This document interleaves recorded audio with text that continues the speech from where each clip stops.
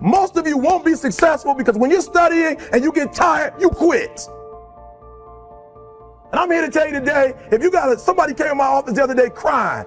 I said, look, don't cry to give up, cry to keep going. Don't cry to quit. You already in pain, you already hurt, get a reward from it. Don't go to sleep until you succeed. The only thing you care about when you're trying to breathe is to get some fresh air. That's it. And when you get to the point where all you want to do is be successful as bad as you want to breathe, then you'll be successful. And I'm here to tell you, number one, that most of you say you want to be successful, but you don't want it bad. You just kind of want it. You don't want it badder than you want to party. You don't want it as much as you want to be cool. Most of you don't want success as much as you want to sleep. Some of you love sleep more than you love success. And I'm here to tell you today, if you're going to be successful, you've got to be willing to give up sleep. You got to be willing to work off for 3 hours of sleep, 2 hours. If you really want to be successful, some days you're going to have to stay up 3 days in a row.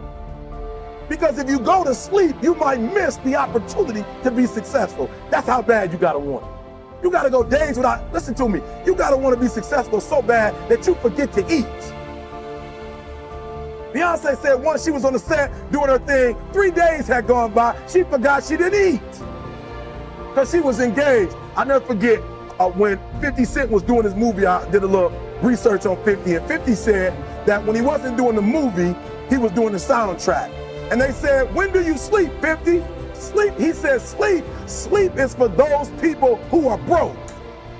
I don't sleep. He said, I got an opportunity to make a dream become a reality. The most important thing is this, to be able at any moment to sacrifice what you are for what you will become. That's the number 2 thing. You got to catch that one. To be able to, listen to me, at any moment. Some of you can make sacrifices when Monday Night Football is not on. You can make a sacrifice. But when the game come on, for some reason, you just attached to it. For some of you, when your favorite show come on, you can make sacrifices on Sunday when ain't nothing going on. But when your favorite show comes on Monday, bam, some of you focus until the phone ring, and then you like, I gotta answer it. If I don't answer the phone, I'm gonna die. I'm saying to you today that there are some of you, if you give up your cell phone, you would be successful. But your cell phone is more important to you than your success. I'm gonna say it again, I'm gonna hurt somebody. I'm gonna hurt somebody. Some of you need to give up your cell phone because the time you spend on your cell phone could be used for your success. The time you could be using to be successful, you're using it on the cell. And the cell phone is not bringing you nothing but a bill.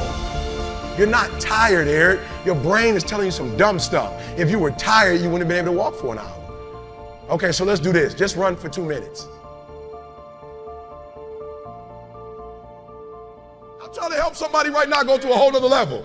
The Bible says the reason why you go back to sleep is because you've always gone back to sleep.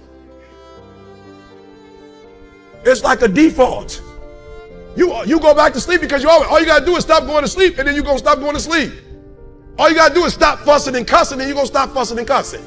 All you gotta do is stop spending all the money you got and start saving it. Listen to me. I became #1 in the world. I became a millionaire not because I made more money. I became a millionaire because they told me millionaires only live off of 30% of their income. I want to make it plain for you. I became a millionaire because I did what millionaires did. I stopped living off 100%. Rich people don't work, they think. Poor people work. Poor people go, clock in, I make this much an hour. Rich people go, I put them to work and I make this much an hour. See, what happens is you're working for you and your family one, they got 40 of you working at one time. So they're giving you 20% and then they keeping the 80% off of 15,000 people.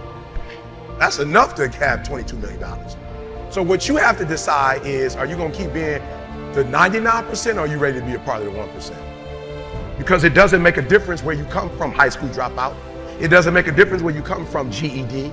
It doesn't make a difference where you come from sleeping in abandoned buildings. It doesn't make a difference where you come from, a 17-year-old mom that got pregnant. It doesn't make a difference where you come from, south side of Chicago.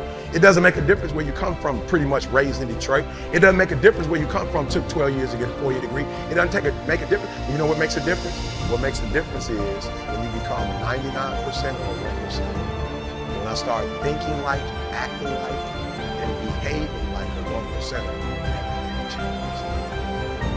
Is that clear?